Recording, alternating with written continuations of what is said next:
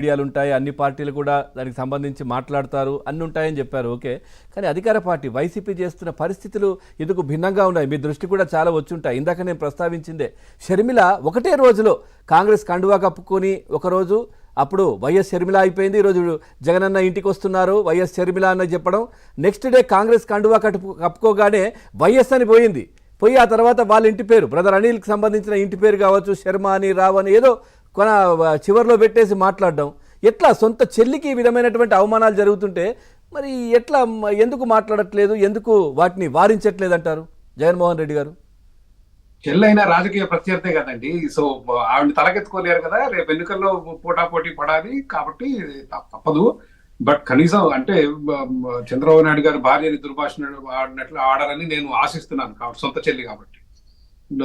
నట్టు అసెంబ్లీలో ఆవిడకి జరిగిన అవమానం సార్ అది నిజమే, చాలా పెద్ద, అంటే ఏ మహిళకు కూడా అట్లాంటి ఇబ్బంది కలగకూడదు, జరిగింది, అంత పెద్ద మాటలు అసెంబ్లీలో మాట్లాడారు. ఓకే, ఇప్పుడు ఇది కూడా ఏం తక్కువ విషయం కాదు కదా సార్. సో అంటే ఒక్కటే రోజులో ఇంటి పేరు తీసేసి అట్లా మాట్లాడడం ఎంతవరకు కరెక్ట్ అంటారు? రాజకీయాలు ఇప్పుడు చివరి 3 నెలలకు వచ్చాం ఎన్నికలకి, కాబట్టి వాళ్ళకి పార్టీ కాంగ్రెస్ పార్టీలో ఎట్లాంటి ప్రభావం ఉంటుందనే భయం ఒకటి ఉంది. జగన్మోహన్ రెడ్డి గారు 2 సంవత్సరాల్లో వెళ్ళి కలిసి వచ్చారు తల్లి గారిని, మొన్న కేసీఆర్ కలవటానికి వచ్చినప్పుడు. కాబట్టి we are in interesting times. Purandeshwar గారు కూడా ఉన్నారు బీజేపీలో, so we have to wait and see. కాకపోతే ఇంత అమర్యాదకరంగా, ఇంత అసభ్యకరంగా లేవనుకోండి అటుపక్క రాజకీయాలు టీడీపీ వైపు. కానీ నేను ఒక విషయం చెప్పాలనుకున్నాను పవన్ గారు. ప్రొఫెసర్ జ్యోత్స్న గారు అన్నారు, జగన్ చాలా సంవత్సరాలుగా కోర్టుకు పోకుండా 1000 రకాల కారణాలు, అన్ని కారణాలు చెప్పి కోర్టు ఎగ్గొట్టినోడు ఇంత భారతదేశంలో లేడు అని అంటూనే, ఇన్ ద సేమ్ బ్రెత్ అదే వాక్యంలో she said I have highest regard for the judicial system. I have a question for her. అసలు 10 సంవత్సరాల నుంచి అన్ని ఆధారాలు ఉండి పకడ్బందీ బుల్లెట్ ప్రూఫ్ కేసు కోర్టులో ఉంటే ఈ రోజు వరకు ఆయన శిక్ష పడలేదు. Why do you have highest regard for the judicial system? Sir can I answer? yes sir.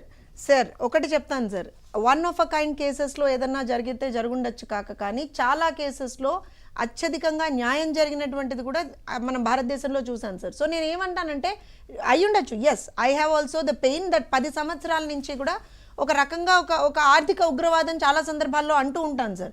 అతను ఏ విధమైనటువంటి శిక్ష అనుభవించకుండా బయట తిరుగుతున్నాడు అనే దాని మీద నాకు పెయిన్ ఉందండి. I have highest regard for judicial system అని ఎందుకంటానంటే, ఖచ్చితంగా రేపు పొద్దున్న ఎప్పుడైనా సరే న్యాయం జరుగుతుందని నేను నమ్ముతాను. కాబట్టి భారతదేశ న్యాయ వ్యవస్థ మీద అత్యధికంగా ఎన్నో కేసెస్లో చూశాను sir. Yes, one of a kind కేసుగా దీన్ని చూడాలి అని నేను ఎందుకంటున్నానంటే, ప్రాబబ్లీ సమ్ పొలిటికల్ ప్రెషరో నాకు తెలియదు, కానీ యాజ్ అ పొలిటీషియన్గా కూడా నేను ఆ మాట కూడా అనాల్సి వస్తుంది. ఎందుకు అని అంటే, ఎక్కడో దెర్ ఈజ్ సమ్ అంటే ఒక ఇబ్బందికరమైనటువంటి వాతావరణం మీరు అడిగినట్టుగా. కానీ అలా అని మనం మొత్తం న్యాయ వ్యవస్థను అనడానికి లేదు, మొత్తం న్యాయ వ్యవస్థే బాలేదు అని అనడానికి లేదండి. న్యాయ వ్యవస్థ బాగుంది కాబట్టే కొన్ని చిన్న లోటుపాట్లు ఉంటాయేమో, అవి కూడా ఎక్కడికక్కడ సమసిపోయి ఒక నిజంగా కూడా న్యాయం జరగాలి, ఎవరైతే తప్పు చేస్తారో వాళ్ళకి శిక్ష పడాలి అని చెప్పి భావించేటువంటి వాళ్ళల్లో నేనుంటాను సార్. అండ్ ఐ బిలీవ్ డెఫినెట్గా justice will prevail sir. People who have done wrong will definitely be punished. I believe in that. న్యాయ వ్యవస్థ పూర్తిగా నిర్వీర్యం అయిపోయిందని నేను అనుకోవట్లేదు. నిన్న బిల్కిస్ బానో కేసు చూసే ఉంటారు, ఆవిడ మీద